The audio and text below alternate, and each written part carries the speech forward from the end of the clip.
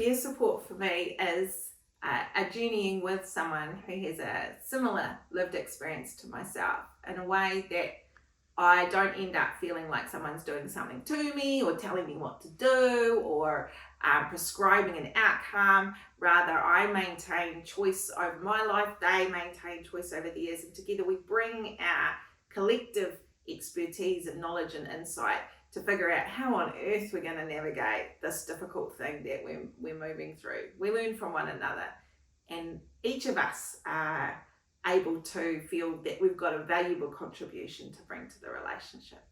It just makes me feel like I'm not alone, and it gives me hope. Yeah, lots of hope.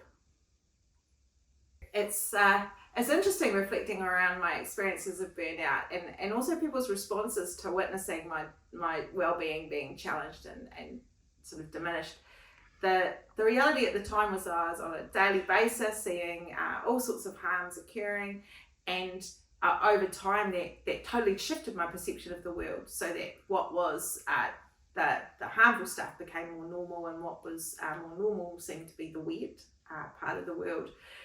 What happened alongside that was that I started to experience my well-being diminishing, and that greater pressure came on from people around me to start doing all of these self-cares, which I experienced as placing greater responsibility on me, which meant that it was harder for me to actually ask for help, harder for me to actually recognize it increased my defensive position, so that then it just became that my responsibility not only to fix what was happening for people, but to attend to my response to what was occurring. It was really difficult.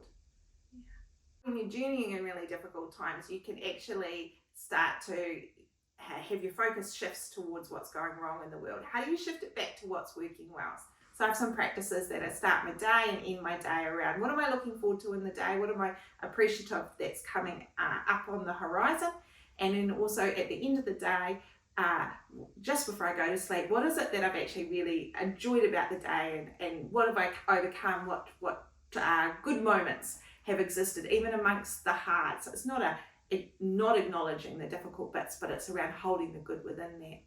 Another thing that I've found really useful is around the language that I use around looking for indicators for care. So instead of sort of being hypervigilant to early warning signs, I really focus on what's going on, one within my embodied experience, but also like in terms of my thinking and feeling around indicating to me that I need to take some action around a situation or event or relationship, whatever.